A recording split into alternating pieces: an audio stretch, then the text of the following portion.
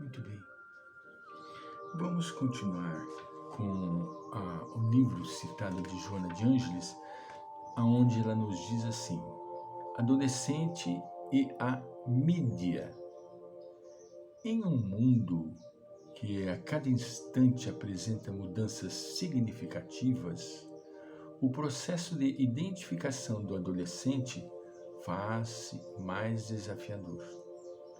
Em razão das diferenças de padrões éticos e comportamentais.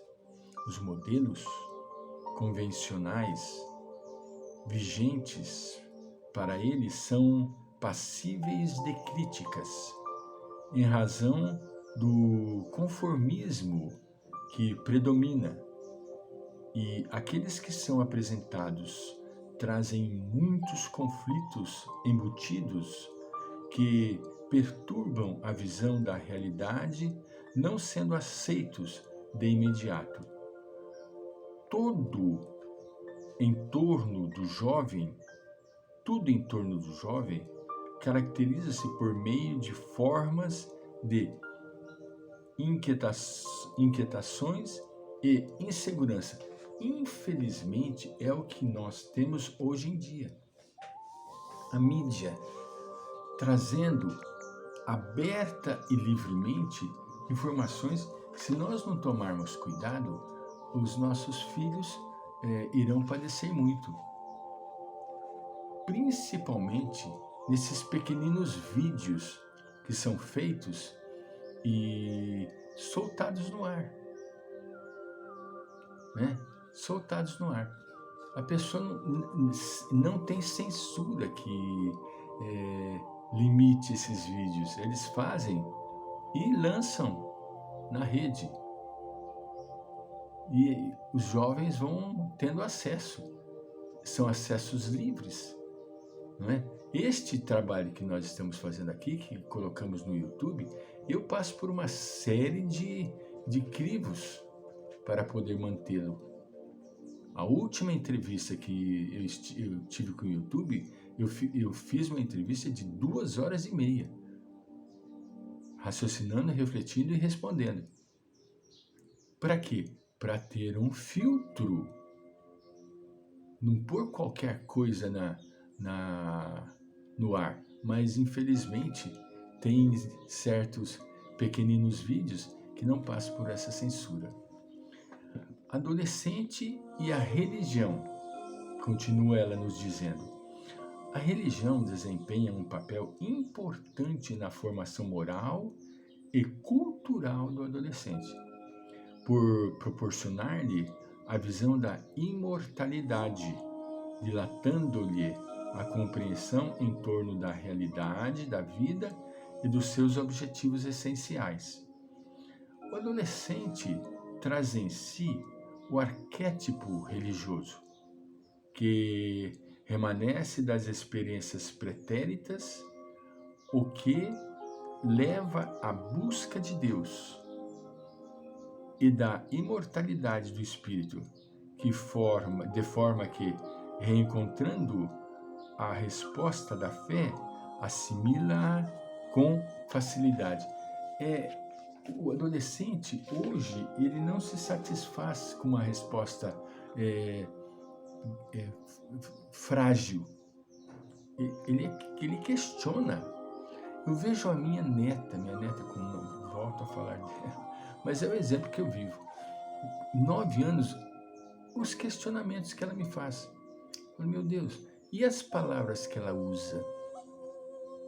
Falo, meu Deus, não é possível, né? Uma criança de 9 anos falar e questionar dessa forma, mas é o espírito. Está no espírito.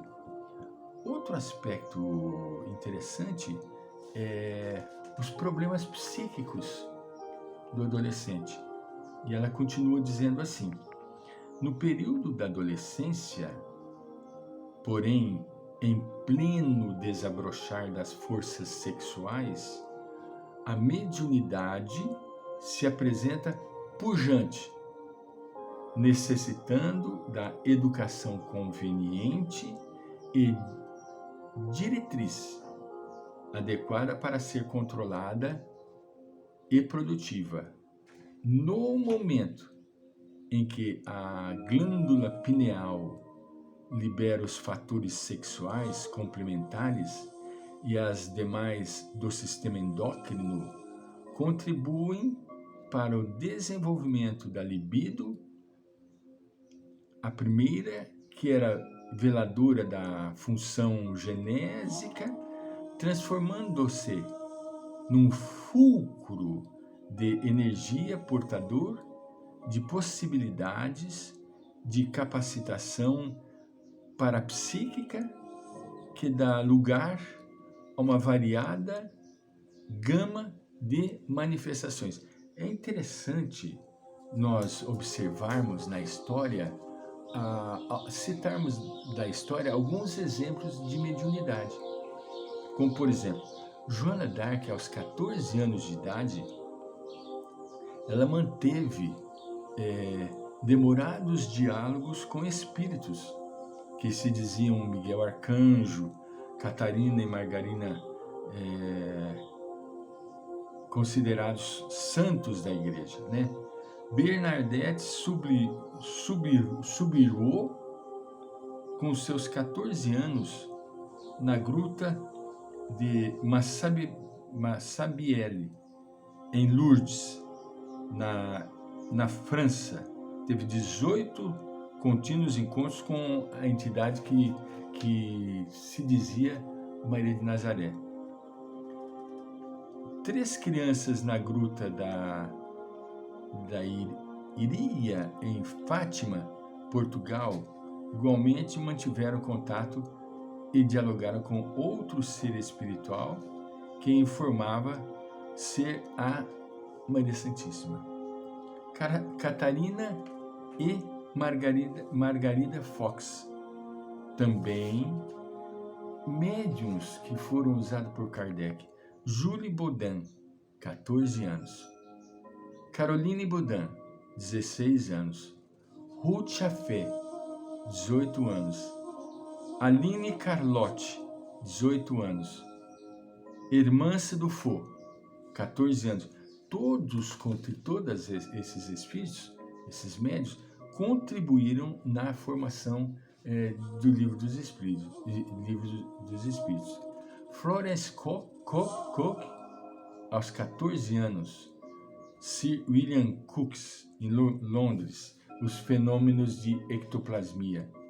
Daniel Douglas Home, desde os seus 10 anos de idade, ele tinha os seus desdobramentos e os seus efeitos paranormais, né?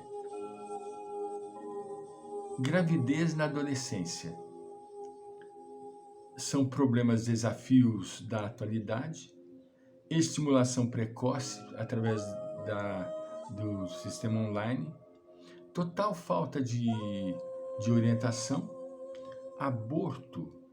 O aborto, ele mata mata mais e matou mais do que o Covid-19. Matou mais do que o Covid-19. Entendam isso, o aborto no mundo. Nós temos um registro de 26 bilhões de práticas de aborto. Isso pelo OPAS, Organização Pan-Americana da Saúde. Então, veja bem, caríssimos, nós estamos lidando com um problema muito mais profundo do que nós imaginamos. Quando nós falamos de filho, nós não estamos falando somente dessas crianças pequeninas.